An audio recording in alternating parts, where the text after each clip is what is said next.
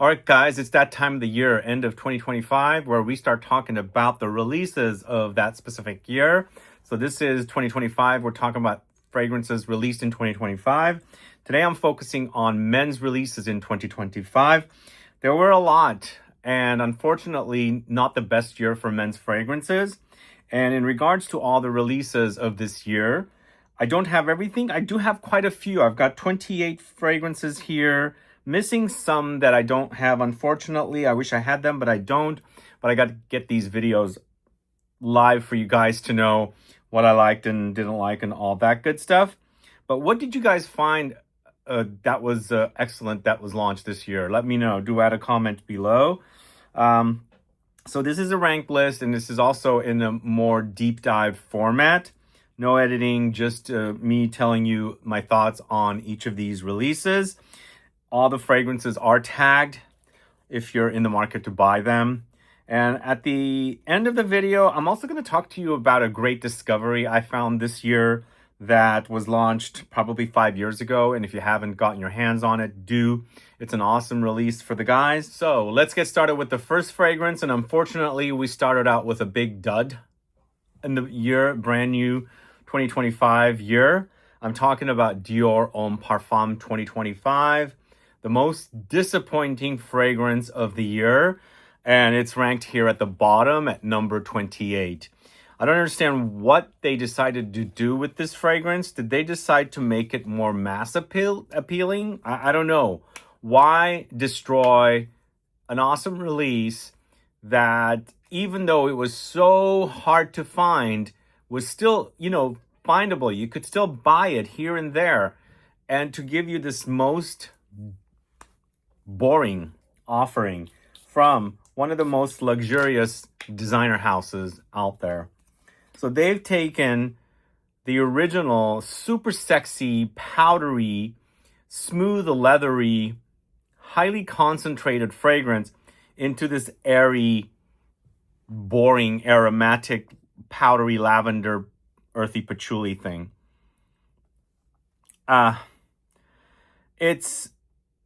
The only thing that's similar to the original is the orris. Yes, you'll be smelling a bit of orris, but that's about it. It's a brand new fragrance. To me, it reminds me of Prada's L'Homme with a little bit of Code, I think, Armani Code. But they've destroyed the original super sexy, luxurious feel of Dior Homme Parfum with this most dreadful take on it.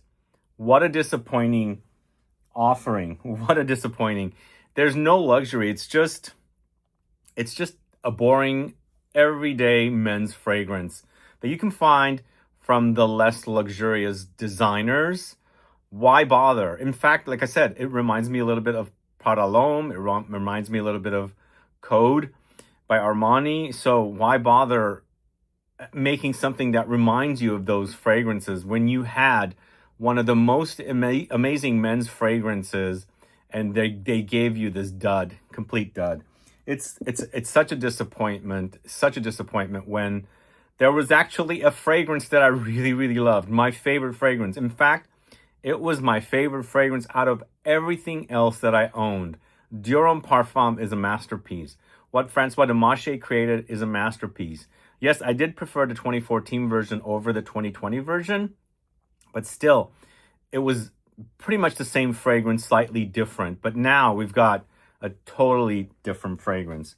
Let me know your thoughts on this new Dior Homme Parfum. Add a comment below. I know there's fans of it out there. You might be one of them, but I am definitely not one of them, and it's ranked here at number 28. So we're going to the house of Drakkar next. It's blue at number 27. Once again, this is smelling like every other men's fragrance. A fresh blue, aquatic, marine, aromatic, woody, spicy fragrance.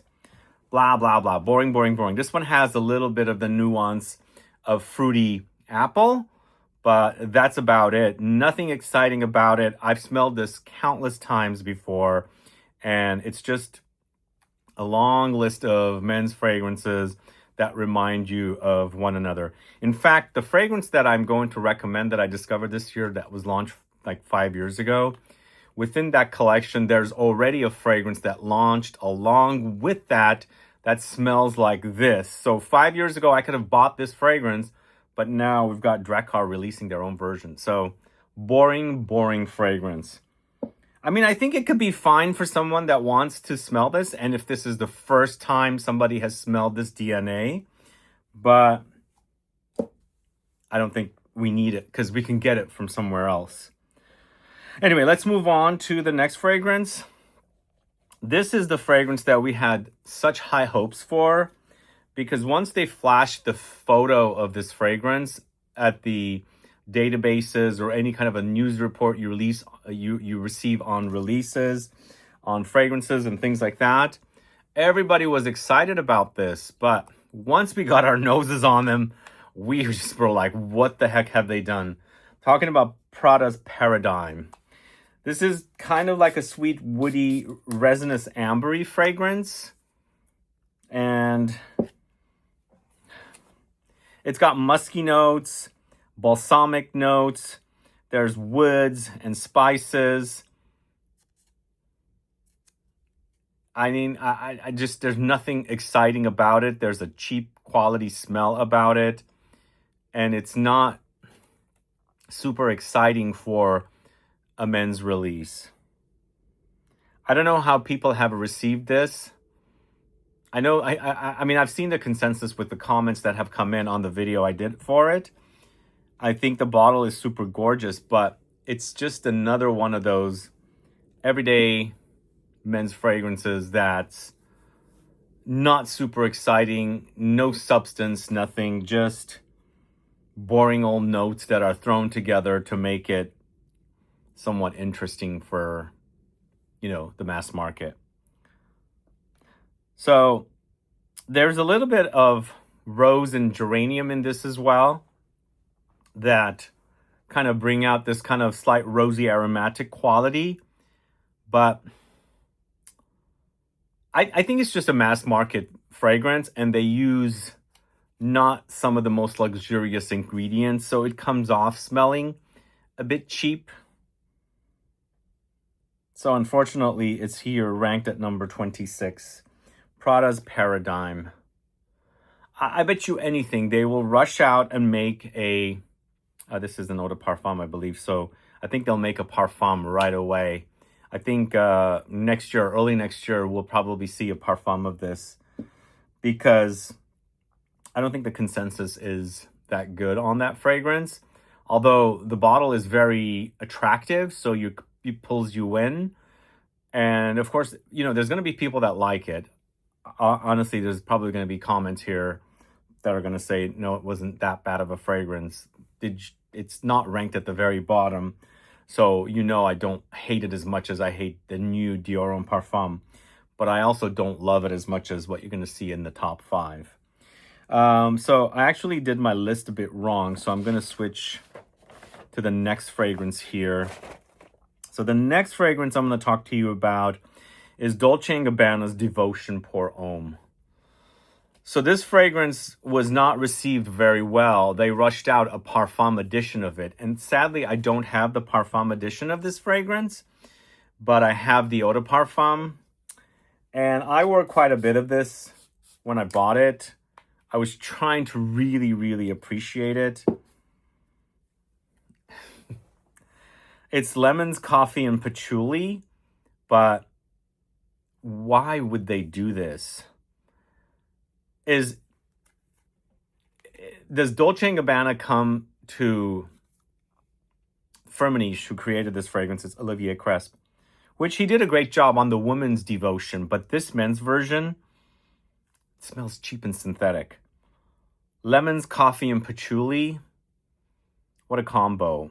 Perhaps they had not a huge budget for this, and so it comes off smelling super synthetic and cheap. But I'm a sucker for patchouli, and I kind of like that patchouli coffee thing. It kind of reminds me of patchouli and chocolate. So I went along with it and didn't rank it at the very bottom. But unfortunately, it's not a super amazing release. But let me know your thoughts on Devotion pour Homme. This is the EDP, not the Parfum. The Parfum, I haven't really got my nose on it, and obviously you're going to see some fragrances missing here because I don't have them. I haven't been able to get my nose on them, and sadly I will not talk about them. But I've got 28 fragrances here, as I said, and that is number 25.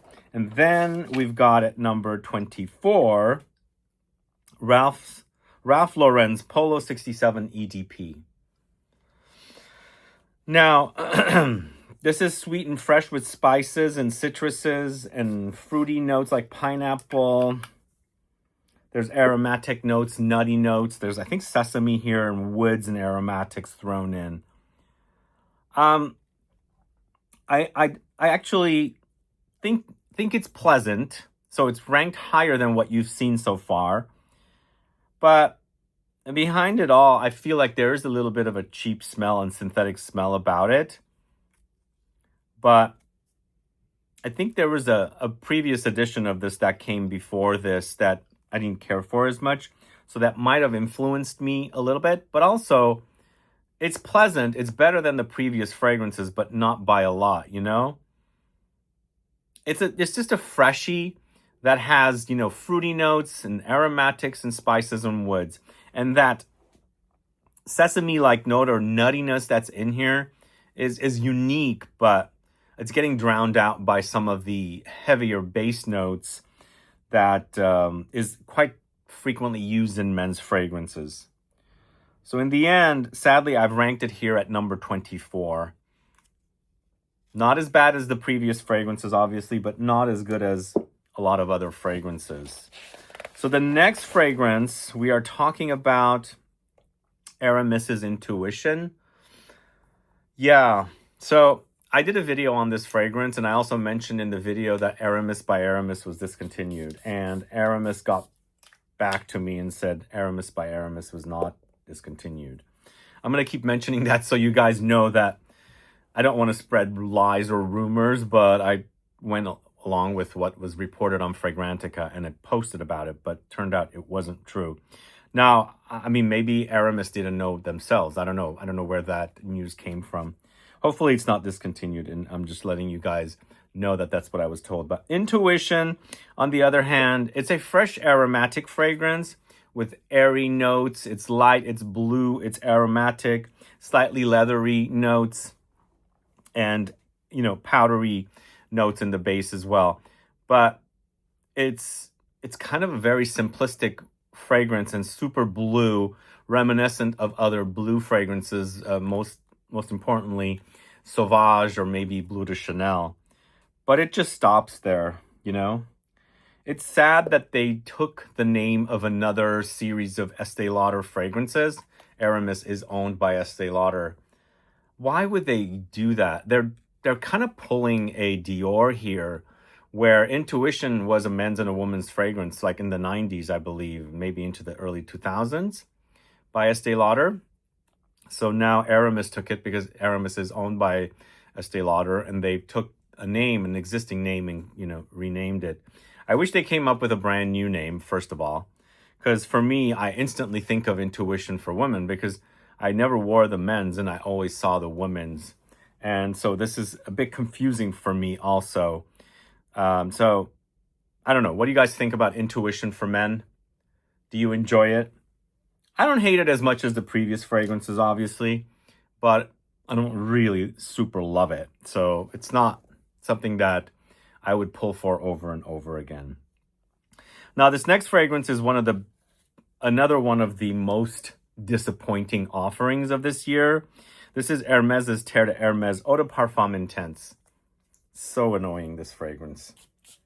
Everything else that I've got my nose on that's created by Christine Nagel or Nagel, I enjoy, but for some reason this one bothers me. I don't care for it at all. I think there's coffee and lava note in here that comes off like molasses, but burned or smoky. And even though I think the DNA of the original Terre de Hermès is in here, they've like it covers it up so much that I mostly get this kind of a slight gourmandish take on the Terre de Hermes DNA, which for me, it's kind of a clash. Terre de Hermes is minerally, woody, vetiver, and citrus. And then this molassesy thing that's like burnt molasses kind of comes in and covers it up and kind of acts smoky and things like that. So I don't care for this fragrance whatsoever.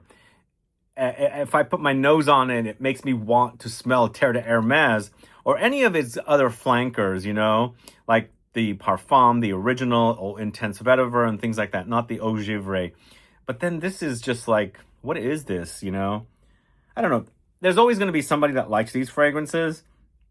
I'm sure Hermes did a lot of marketing research for this, and somehow it got approved, but I think it's a dud. What do you guys think? Terre de Hermes Eau de Parfum Intense. Let me know. That is number 22. Then we've got number 21. Even though I enjoyed this quite a bit when I bought it at the airport coming back from Europe, this is Boss Bottled Bold Citrus. I think it's a simple fragrance, so it's ranked lower than some of the others that might be a bit more substantial. But I think it's a pleasant citrus, super fresh. Leave it for the warmest or hottest days. It's zingy, it's spicy, it's sweet tart, it's got resinous notes, it's got aromatics and spices, and earthy notes like patchouli and vetiver. So it's a very simplistic fragrance.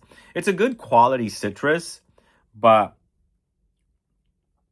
if I'm comparing more substantial fragrances, citruses generally fall behind unless it's super, super awesome. But I would wear this. I like it. And if that's all I had is designer fragrances, it's a great men's designer offering for a citrus, type of style. So let me know your thoughts on Boss Bottled Citrus. I think it might even be a limited edition. And Hugo Boss was working with Simrise, Annick Menardo, and Suzy Laheli on the previous Boss Bottled fragrances. They launched 2 fragrances this year. One came in a similar original bottle like the previous Boss Bottled fragrances. And then which one is this? This is the Beyond. Beyond came in a bit of a different look on the bottle.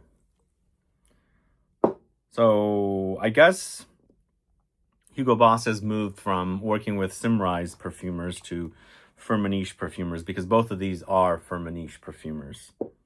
But we'll come back to the Beyond in a little bit. Let's go to Borsalino, which is a smaller designer house. They mostly make hats now, I think. Men's hats. This is Black Iris. So Black Iris is a powdery fragrance. It's super quality. This is also a Firmenich perfumer. I think it's super spicy, aromatic as well. Take on like a buttery iris, because the fragrance has powdery orris notes, but also it has the carrot seeds, and the carrot seeds act like an enhancer for the orris that's in here, and orris and carrot seeds are kind of somewhat similar. I think it smells really, really great. The only issue I have with it is I wish it performed or acted a bit more beastlier, but I don't think the price is that expensive for that fragrance either. And the smell is really, really great. I love the smell. So that is Borsalino's Black Iris. Let me know if you got your nose on that one. Now this next one, I think it's a re-release in a limited edition. I'm featuring it here because it did come out this year, but I believe the original fragrance came out in like 12 years ago. This is Ralph Lauren's Polo Red Racing Edition. This is actually super citrusy and juicy. And it has the cranberry note and coffee as well. I think it also has like a zesty, zingy grapefruit note. So you've got this red cranberry, you've got the zesty, it's almost acting like ginger, but, you know, for me, the skin of the grapefruit or the actual, you know, the fruit, the flesh of the grapefruit does have that zing that sometimes tricks my nose to thinking it's, you know, ginger zing, but it's you know, it's the grapefruit that's giving me those vibes. But there's a lot of aromatics thrown in here as well. There's lavender, there's probably sage. I can smell the sage. It's probably clary sage because it smells like clary sage. But there's also woods and that coffee note. So I'm featuring it here. It's not necessarily one that launched this year, although that version is. But originally that fragrance launched in 2013, I think.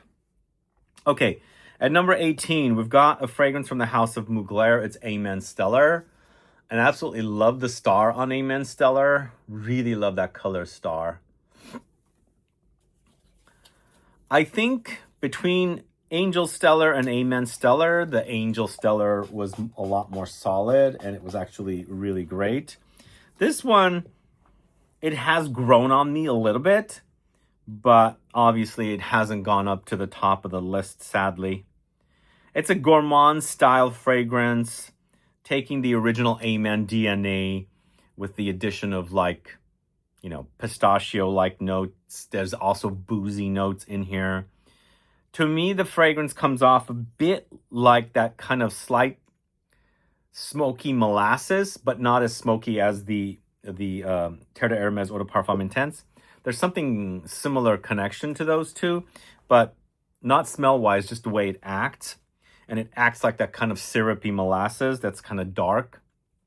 And in this case, it's a bit smoky. But to me, it's much better than the Terre de Hermes if I wanted to compare the two. So that's why it's ranked higher here. Eventually, it's amber. There's coffee here. So you've got kind of similar, you know, notes that have been used in the Amen DNA for a long time, for years and years and years. But here we've got something updated. I wish they had intensified the pistachio more, because in Angel Stellar, you've got a really intense take on pistachio. Here, the pistachio is not super strong. But overall, I think way beneath the very modern smell of the fragrance, you can pick up a little bit of the original Amen DNA. A little bit, not too much. So that is Amen Stellar. Don't you just love that star? I love the color of the star. Then we've got the Hugo Boss Bottle Beyond. Yeah, this one's a bit of a dud too. It's they've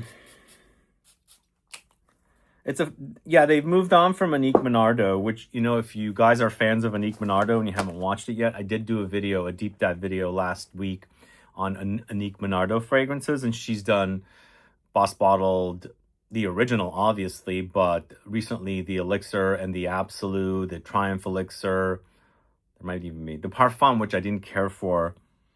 Here, you know, it's not ranked really low, and I like this fragrance a lot more than the Prada Paradigm. And what I like about it is the ginger. The ginger comes off quite zingy, but in the end, it doesn't act exciting. So you've got leather here. It's leathery and spicy and woody, of course. Like when you have a fragrance like Elixir or the Absolute, which is my favorite, super potent, really intense, and complex as well. It's not, this is kind of thin. It's, even though it's got leather and woods, it's acting very, very fresh. The ginger is making it very fresh. But most likely they're going to have a Beyond Elixir, a Beyond Absolute. So this is a brand new series. And this series doesn't smell anything like the original Boss Bottled anymore that launched in like the late 1990s. They've gone all out and they've done new logo and new bottle. The new bottle has this thing on the front there with that logo. But let me know if you're a fan of Hugo Boss's Boss Bottled Beyond. That is at number 17. Then we're going to Number 16 with Davidoff's Cool Elixir. I got really excited for this one. And even though I'm not ranking it at the very bottom, it's not getting ranked at the top either. This is Lavender Oud Rose Oxide.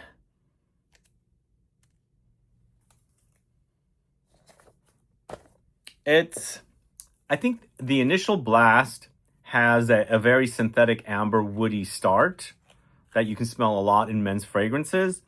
And then I think it develops a little bit more, gets a little bit more exciting. The oud and the oud and the rose come through a little bit more. But overall, it's not like this is a wow fragrance, you know? It's a very mass market designer offering. And I can't remember who Davidoff is distributed by. Is it Coty? Oh yeah, I think it's Coty. See if we can see that over there. But this one actually develops somewhat nicely. But the initial blast, but the reminder of the very common men's designer fragrance smell is a bit off-putting. Once you get past that, it's a bit more exciting. All right, number 15, Armani's Stronger With You Parfum.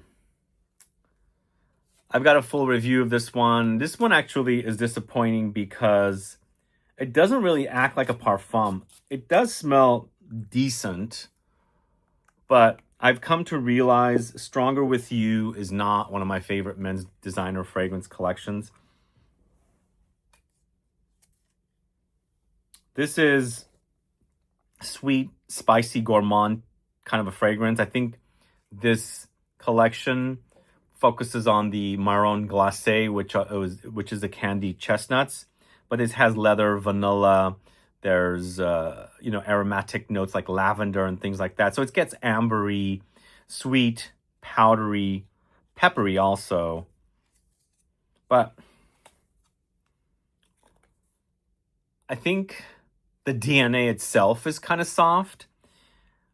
Out of all the ones that I own of this collection, the leather is my favorite, and which is part of the Middle Eastern collection, followed by the oud. The parfum, I wish it was more oomphy, like beefy, but it's not. It's a wimp. It's a very, very wimpy. Let me know if you're a fan of that. That is Armani's Stronger With You Parfum. And then we've got Versace's Eau Fraiche Extreme. And I have to be honest, I've never owned the original Eau Fraiche. Never worn it.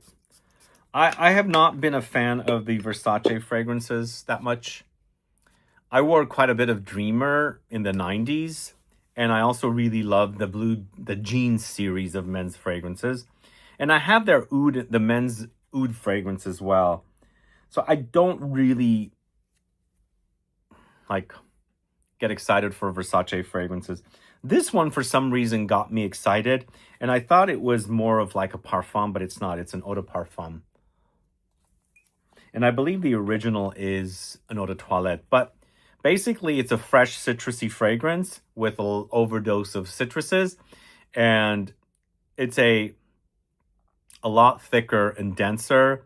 So it's just been intensified going from the original to this version. So you can totally notice, like, if you're wearing an eau de toilette versus an eau de parfum.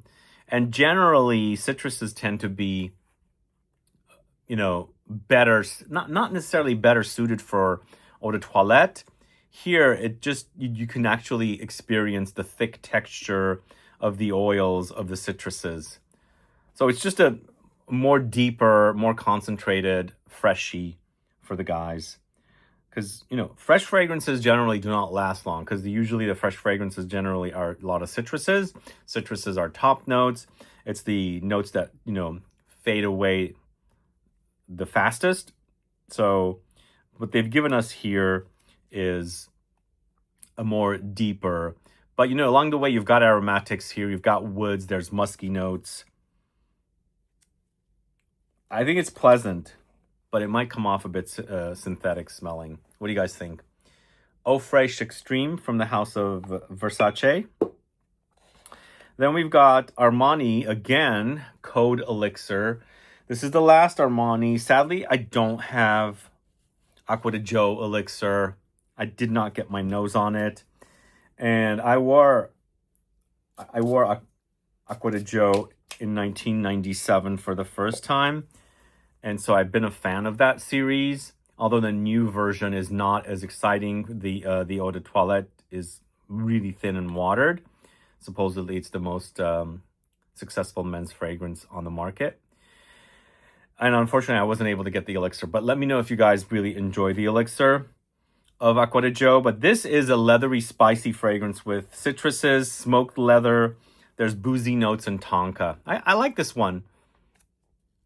I haven't been a big fan of the Code series, but I kind of like this one. The leather kind of gives it an edge to mostly a sweet, powdery fragrance.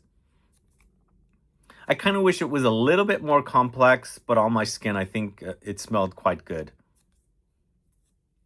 And it reminds me of a little bit of the Dior Homme Parfum, which is like, I like Armani and everything, but I feel like Dior is a bit more of a elevated, luxurious designer, but now it's on the same level because the fragrances kind of smell the same to me.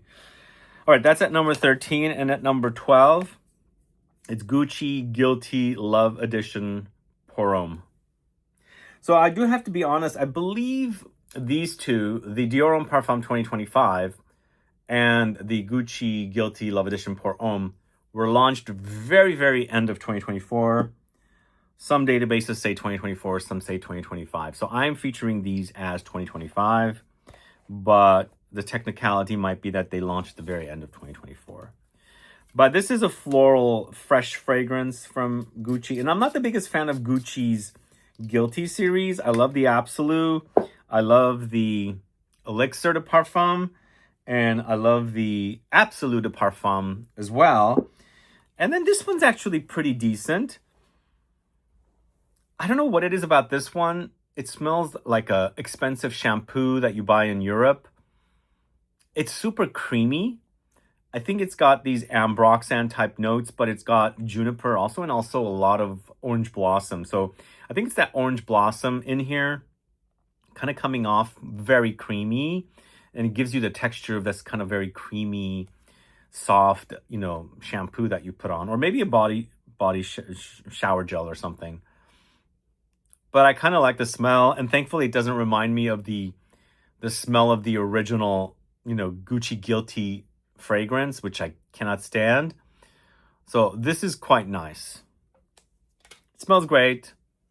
It might come off a bit simplistic, but I like the texture, I like the smell, and I do enjoy wearing it. So this is Gucci Guilty Love Edition Pour Homme, or Pour Homme Love Edition. And that's at number 12. And we've got YSL's Myself La Absolue as well. And this is at number 11. This is the third in the series of Myself fragrances. This is also focusing on orange blossom. But there's a lot of citruses here. There's zing and spice from ginger. There's cardamom here, orange blossom, of course, and patchouli. I like this mix. It's a bit metallic, and I think it's the reason why they've put it in this, silver-looking bottle. So because it's metallic, it's kind of ice cold, and it's got this crispness. Sadly, I don't have the Parfum edition of this series. I have the first one, and I don't have the Parfum, but I have this one. I do like this one. It's very fresh, but also thick and dense because it is the Absolute, so it's highly concentrated. Let me know your thoughts on the Myself L'Absolu. Do you enjoy it? And then at number 10, we've got, this is the top 10 list now, Burberry's Hero Parfum Intense. I really like the leather in this, but in the end, it's peppery, woody, and leathery. Is it still created by Arlie and Guichard, who did the original? The leather is quite nice. It's a bit animalic. I'm also getting cardamom type notes in here, but they're only claiming the pepper and the leather and the woods. But it might come off a bit rough, but I think it's rough in a designer-esque way rather than, you can get roughness from a niche house that's like making it truly animalic. So this is rough probably for the average consumer who wears designer fragrances or doesn't really wear a lot of fragrance and they want something super masculine. So this is very, very masculine. And I like the leather in this. There is a slight sweetness under there as well. They've got to have that sweetness in there. Otherwise, it might totally go on the opposite side. Very, very masculine. So there is some sweetness to balance it out. But it's not really, really sweet.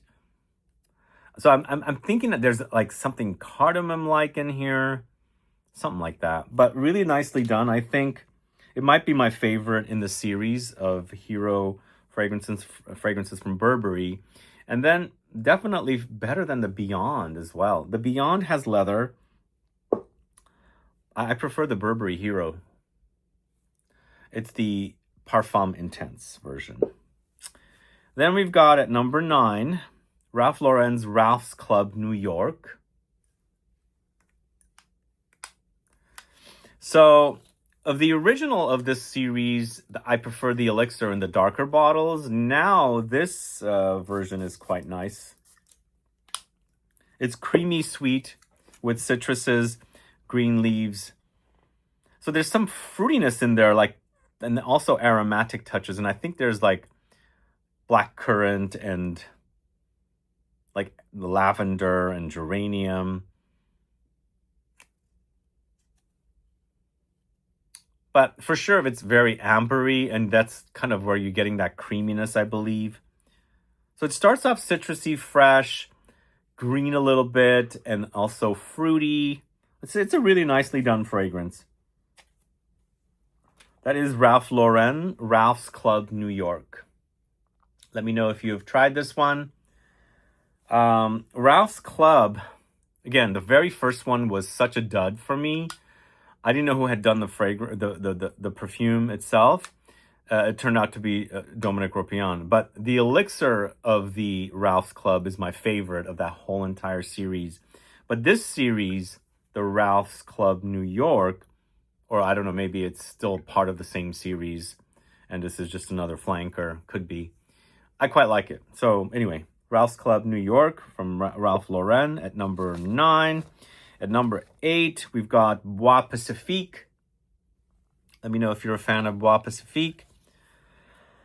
I mean, it's Tom Ford. I do like some of their fragrances. This is not ranked at the very top because I do find it a bit one-dimensional, not super exciting. But when I think about this fragrance, it's quite classy. In the end, it's all woods, lots of woods, but also kind of smoky, incensey vibes.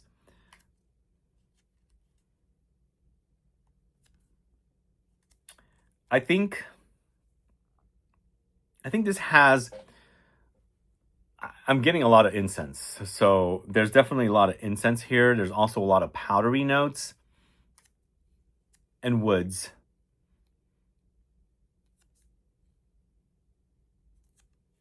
What do you guys think of this? I'm rethinking how much I like this one, and I think I fit it here at number 8 quite nicely. In the end, it's reminding me of a lot of fragrances that Tom Ford has done. And this is kind of acting like a variation of something like Mur Mystère, maybe Ebene Fumé, maybe Bois Marocain. So all of these fragrances, maybe even Black Lacquer, they all have kind of a similar DNA. I know they use a lot of Givaudan perfumers. This one has a Kigala wood, so it's a giveaway that it's a Givaudan. And we know who the perfumer is. It's Rodrigo Flores Roux. But I'm rethinking how much... At first, I felt like it was just quite boring. But right now, I'm liking it. Not super loving it. But I think it's a nicely done fragrance and totally deserves to be here at number 8. So, number 8, Tom Ford's Bois Pacifique. And then we've got Azzaro's Wanted Forever Elixir. Let me know if you're a fan of this one. Once again, we've got a leather. And guess what? We've got a fruity leather. So I am not the biggest fan of the Wanted series, but I think they've done a great job here. This is a fruity leather with raspberry, leather, and cardamom. It also acts super ambery and resinous. So I feel like they've got that sweetness going for it there. I think this is also a different perfumer. I think Wanted by Night was done by Canton Biche many years ago. But even though I'm not the biggest fan of the Wanted series, I think the Forever Elixir is quite nice. And I do like a fruity leather. I know it's been done over and over again. The raspberry leather thing has been overdone. Tom Ford started it. But did they start it? I think they did with Tuscan leather. But here, it's a mass market offering for the guys. And it's a leather, not as animalic and rough as the Burberry Hero Parfum Intense. This is, that one's way more masculine, way more butch. This one, because it has a lot more sweetness in it, the other one did not have a lot of sweetness. I feel like it's more unisex. And a woman can, well, I mean, there's no rules with anything. A woman can totally love very butch, masculine fragrances that feature leather in addition to sweet fragrances. So this one, I felt like it was more unisex, and I'm judging by the notes that are featured here. I find leather notes to be more masculine, floral notes to be more unisex. This one doesn't have floral notes. This one has fruity notes, and also I find fruity notes leaning more unisex and into the feminine side as well. But I do enjoy this one. It's a nice balance with the leather and the fruits and the cardamom that's in here, and also giving me like resinous ambery vibes as well. So that is Azzaro's Wanted Forever Elixir. I've used quite a bit of this one. I'm looking at the yeah, that one's a really good one. I enjoy wearing that one, and I wore quite a bit of it in the summertime. And then at number 6, we've got Viktor and Rolf's Spice Bomb Metallic Musk. So a good flanker finally from this. The leather was good as well, but I kind of like this one more. Metallic Musk, it's ambrette. There's also metallic, the word metallic. This is silver. They've thrown in aldehydes in here. But behind this aldehydic touch, which is super aldehydic, and also the ambrettes, there's the ambrettes here, you have the DNA of the original Spice Bomb. The original Spice Bomb is known for tobacco, the cinnamon. It's known for like warm spices, pink pepper. This one also has leather and amber in the base. And there's also lavender here. But I like its muskiness and also metallic ice cold touches. And it's interesting. It's a warm spicy fragrance. The original is a warm spicy fragrance, but it's contrasted with colder notes, like the aldehydes takes it to become ice cold. So it's a contrast of warmth and, coldness here together. That's why it comes in this nice silver bottle. But I think they did a great job on that. I enjoy that one quite a bit. A lot of these fragrances I had a hard time finding. Like some of the places I had to like order online. Some took forever. When I get to the Gucci Guilty Absolute de Parfum, I'll tell you where I ordered it from. It took like forever for that thing to arrive.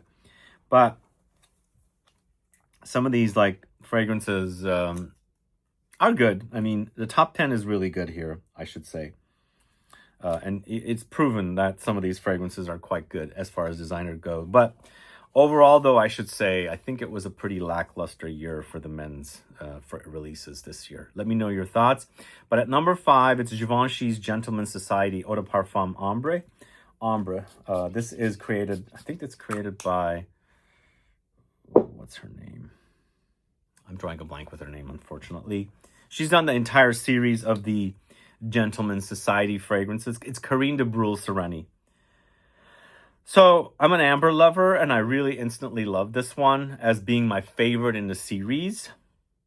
So it's sweet, spicy amber fragrance, and the series features narcissus, just like the H24 series, which you see down there from the House of Hermes.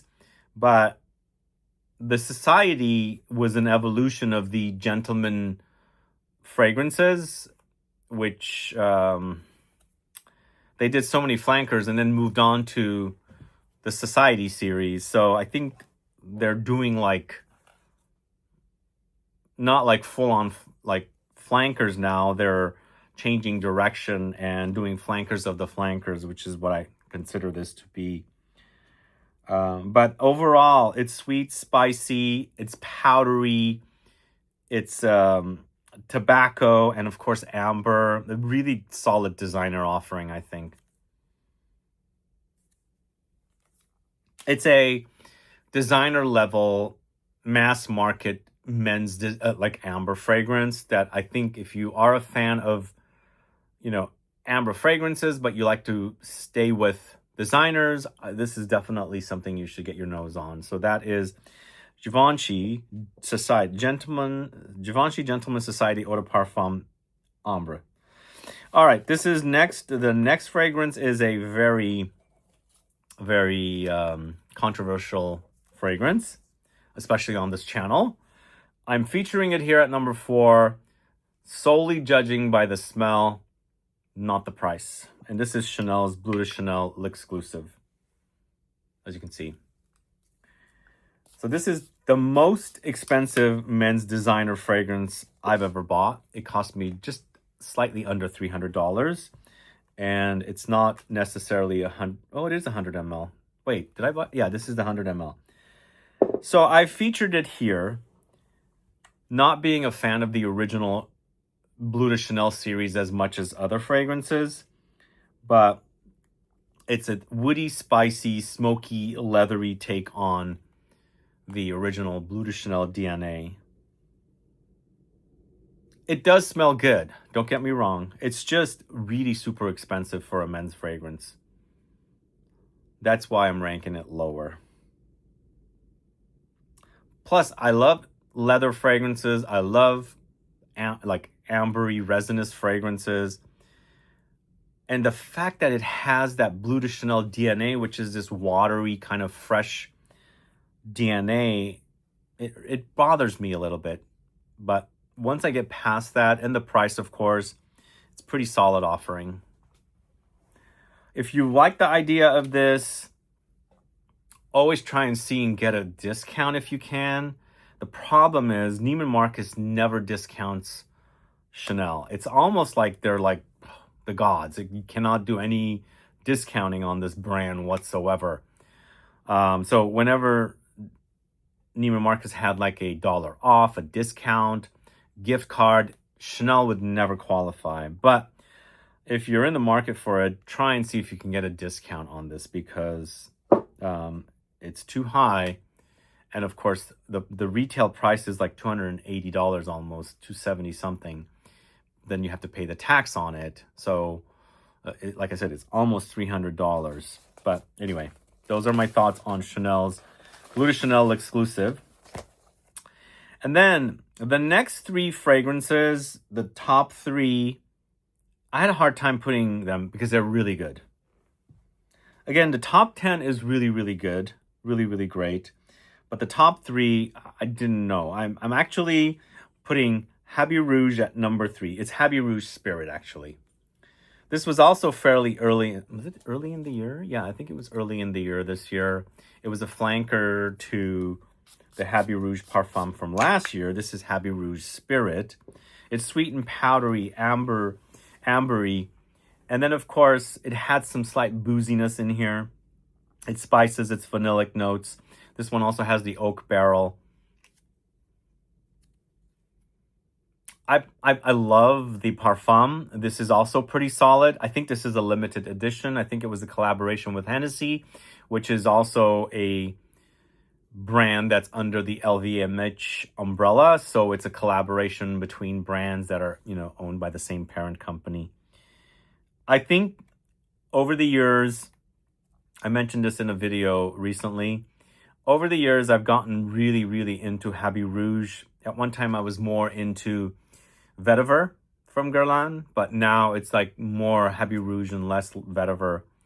And the one flanker that I did not care for, created by Delphine Jelk, is the L'Instinct. That stuff was awful. Couldn't stand it. I hated it. It was nauseating. But they had that leathery one in the red bottle. Super, super sexy, but also animalic leather.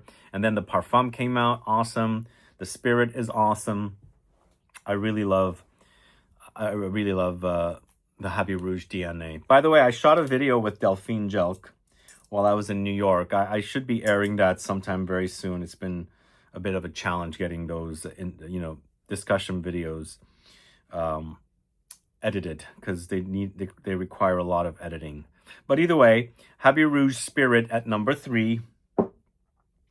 I'm going with Jean-Paul Gaultier Elixir Absolu at number 2. Excuse me. So, yeah, I finally got this. They are quite pricey. I was looking at the discounters and I found a deal online, and it takes forever, but I don't want to pay full retail. So, something about this that reminds me of tobacco. Is there tobacco in this DNA? I don't know. I tested it out on skin. It's almost like a leafy tobacco, not smoke, but a leafy tobacco smell is attached to this. So it is different than the original. I mean, it's mostly the same. It's just some slight twists that are added to it that's giving me a slight different vibe from the original. I really like it a lot. In fact, definitely, I had a hard time deciding between this and the first number 1 fragrance.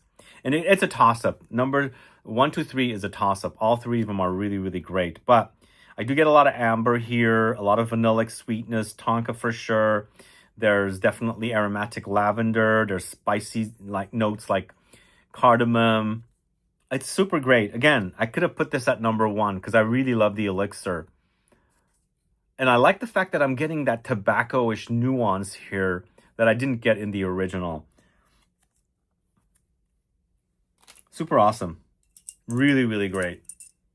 So this is Jean-Paul Gaultier Elixir Absolu, and the number 1 fragrance, which actually, between the last one and this one, almost the same. It's Gucci Guilty Absolu de Parfum pour Homme. Same perfumer. Quentin Biche. Same perfumer. Look at that. He gets the number 1 and the number 2 spot. Why am I putting Gucci Guilty Absolu de Parfum here at number 1? I think it's the best release of the year. Very close with the Jean-Paul Gaultier, by the way. So this one actually, there's a nuttiness, like a bitterness that I get prominent. It's almost like the same fragrance and going in different directions, because in the end, it's created by the same perfumer. They're both like ambery, resinous. This one has the orange blossom, whereas the other one doesn't. The other one has more aromatic notes, where this one doesn't. This one has the almonds. The other one has, resins. This one also has leather. You can smell the leather. The other one doesn't have leather. I think it might have a little bit of leather. The thing about the Jean-Paul Gaultier, the other, I did get that tobacco-ish nuance, which I don't get here. But really, really, really awesome. I think Quentin Biche does good work with these 2 collections of fragrances. I don't know. What do you guys think about the Gucci Guilty Absolu de Parfum pour Homme? Are you a fan? Do you enjoy it? So I ordered for the first time from a website called Belk. I ordered this fragrance on Black Friday. I didn't get this fragrance until late last week. It took freaking forever. I'm not sure why they took forever, but I smelled it on my travels, but I was hoping to find a discount, so I finally found a discount on this, and I ordered it. So I don't know if you guys have ever ordered from Belk, but be warned, it's it takes a long time, like literally more than 15 days to receive this fragrance, and that was a bit of disappointment, but turned out it's a really, really awesome release. Again, number 1 and number 2, both of them are really solid. They deserve the number 1 and number 2 spot, and it could be interchangeable. I could put one or the other at the number 1 and number 2 spot. The Habit Rouge Spirit definitely at number 3. And then the rest of the top 10, it's a pretty solid top 10. But there was a lot of mediocre offerings and a lot of duds, but there were some good ones as well. But let me know your thoughts on the ranking. What's missing from 2025? I already mentioned the Armani Acqua di Gio Elixir. There's the Laura Biagiotti Uomo fragrance that came out in the black bottle. And I already spoke about Anique Minardo and Suzy Lahele, who did a lot of the Boss bottled fragrances, the Absolute and the Elixir. They did a new flanker of that fragrance. I've been trying to get my hands on it. That brand, I don't think, is distributed much in the States. So I'm waiting for it to drop at the discounter so I can pick up a bottle. There's a new Moschino Toy Boy 2 I want to get my hands on. And there was a few others. And of course, I haven't even smelled the Devotion Parfum. Is it good? I mean, the original Devotion is such a dud. I don't know. I'm not thinking it's going to be that great. But if it is, let me know. I can get my nose on it. But that's all I have for you. 28 fragrances for the guys from 2025. Let me know about the ranking. Let me know which are your favorites. Add a comment below. And I do want to mention one more fragrance, as I was saying earlier. So this is Zeely's Cashmere Noir. If you haven't gotten your nose on this one and it's still available at the discounters, I'll tag it. I've tagged all of the fragrances I spoke about, and I'll tag this one as well. This didn't come out in 2025, but I discovered it in 2025, and it's totally recommended if you can get it for around $70 for 100 ml. To me, it's a super spicy, resinous, ambery, dark and smoky fragrance. Maybe some light leathery nuances, but so delicious. Like, if it came out this year, it would be featured somewhere in the top 5. I love the smell. In fact, it's a really, really original smell. That smells awesome. Really, really awesome. I don't know much about the cashmere. I don't think it has cashmere as a note. And also, I bought this as a tester. It has some cracks on the side. That's how it was delivered, unfortunately. So I better not cut my finger by putting it on there. But this Cashmere Noir, it is so super awesome. So super awesome. Smells really, really great. Anyway, that is a brand called Zeely, and I don't know how much of a presence this brand has out there.